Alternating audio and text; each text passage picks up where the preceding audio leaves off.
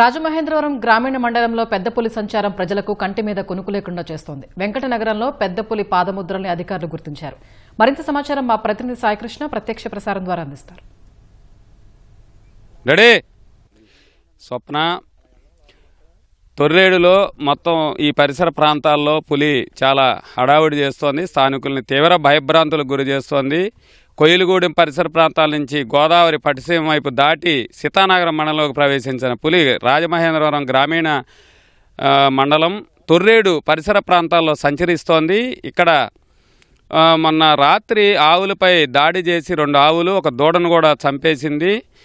ఆ తర్వాత దాని జాడ కనుగొనేందుకు మొత్తం అధికారులు ఇక్కడ ట్రాప్ కెమెరాతో పాటు ఒక బోన్ కూడా ఏర్పాటు చేశారు. ప్రస్తుతం మనం తొర్రేడు వద్దే ఉన్నాం. ఇక్కడే ఈ పొలాల్లో మొత్తం చూస్తున్నారు. అటవీ అధికారులు అయితే పరిశీలన చేస్తున్నారు. లోపల పాదముద్రలు అయితే ఉదయం గుర్తించారు. అది వెంకటనగరం వైపు వెళ్తున్నట్టుగా కూడా గుర్తించారు. అయితే నిన్న అధికారులు ప్రజాప్రతినిధులు పరిశీలించిన సమయంలోనే పులి వారికి దర్దాపుల్లో నుంచి వెళ్లటంతో వాళ్ళంతా కూడా తీవ్ర భయాందోళన చెందారు.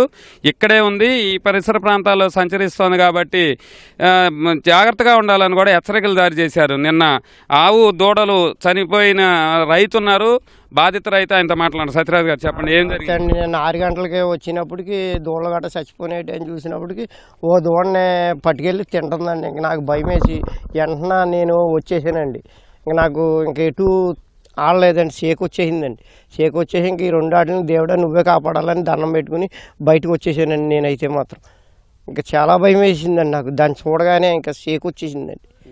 ఇంకా ఎలాగొచ్చానో నాకే తెలియదండి. బయటికి అధికారులు ఎమ్మెల్యేలు వచ్చారు, అందరూ వచ్చారండి. నీకెందుకు నువ్వేం బాధపడుకో, మేము చూసుకుంటాం అన్నారండి. తొందరగా వచ్చేలా చూస్తే బాగుంటుందండి సార్. నమస్తే అండి. ఇక్కడ స్థానికులు కూడా ఉన్నారు. ఈ పులి సంచారంతో అందరూ భయాందోళన చెందారు. చెప్పండి, ఏమంటున్నారు? నమస్తే అండి. మాది తొర్రేడు గ్రామం అండి, మాది జగన్ కాలనీ. ఇంచుమించు జనాల దగ్గరికి వచ్చేస్తుందండి. అది చాలా భయం వేస్తుంది. ఏ టైంలో పిల్లలతో గట్టా ఎలాగో పాపం అధికారులు కూడా చాలా ప్రయత్నిస్తున్నారు, అది దొరకట్లేదండి. మరి ఇంకా వాళ్ళ ప్రయత్నాలు వాళ్ళు చేస్తున్నారండి. మాకైతే చాలా భయంగా ఉందండి. కొంచెం అధికారులు మరింత శ్రద్ధ పెట్టి దాన్ని పట్టించుకోవాలని కోరుచున్నాను. నమస్తే. ఇక్కడ మొత్తం దాన్ని పాదముద్రలు అయితే గమనిస్తున్న పరిస్థితి, పరిశీలిస్తున్నారు. అది మొత్తం ఈ తొర్రేడు పరిసర ప్రాంతాలన్నీ కూడా పంట పొలాలతో ఉంటాయి. వరిచేలతో పాటు ఉద్యానవన పంటలు మొత్తం మదుగ్గా ఉంది. ఈ పొలాల్లో ఎక్కడైనా కూడా మాటు వేసి ఉండొచ్చు పెద్ద పులి కాబట్టి ఎవరు కూడా జనసంచారం, ముఖ్యంగా రైతులు ముమ్మరంగా వ్యవసాయ పనులు కొనసాగుతున్నాయి కాబట్టి రైతులు ఇబ్బంది అయినప్పటికీ కూడా వారు ఇల్లు వదిలి వెళ్ళొద్దని అధికారులు విజ్ఞప్తి చేస్తున్నారు. పోలీసులు కూడా ఇక్కడే ఉన్నారు. అట్లాగే రెవెన్యూ అధికారులు మొత్తం ఈ పులిని పట్టుకునేందుకు కూడా ప్రజాప్రతినిధులు అందరూ స్పందించారు. ఎంపీ పురంధేశ్వరి కూడా ఢిల్లీ నుంచి అధికారులతో మాట్లాడి పులిని త్వరగా పట్టుకోవాలని కూడా ఆమె కూడా అధికారులని ఆదేశించిన పరిస్థితి అయితే ఉంది. అయితే ఇక్కడే ఇది మాటు వేసింది. రాత్రులు 35 కిలోమీటర్ల వరకు కూడా నడిచి ఎటైనా వెళ్ళవచ్చు అనేది కూడా చెప్తున్నారు. ఛత్తీస్గఢ్ నుంచి 2 పులులు వచ్చాయి. ఒకటి వికారాబాద్ తెలంగాణలో ప్రాంతంలో సంచరిస్తోంది, మరొకటి గోదావరి పరిసర ప్రాంతాల్లో రాజమహేంద్ర వద్ద సంచరిస్తోంది అనేది కూడా అధికారులు భావిస్తున్న పరిస్థితి అయితే ఉంది.